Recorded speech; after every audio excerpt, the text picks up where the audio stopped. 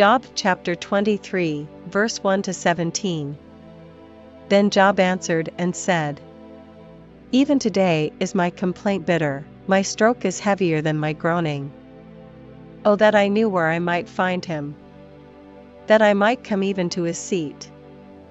I would order my cause before him, and fill my mouth with arguments. I would know the words which he would answer me, and understand what he would say unto me. Will he plead against me with his great power? No, but he would put strength in me.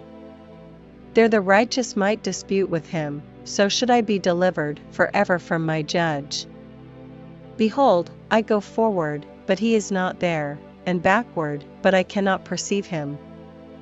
On the left hand, where he doth work, but I cannot behold him, he hideth himself on the right hand, that I cannot see him. But he knoweth the way that I take, when he hath tried me, I shall come forth as gold. My foot hath held his steps, his way have I kept, and not declined. Neither have I gone back from the commandment of his lips, I have esteemed the words of his mouth more than my necessary food. But he is in one mind, and who can turn him?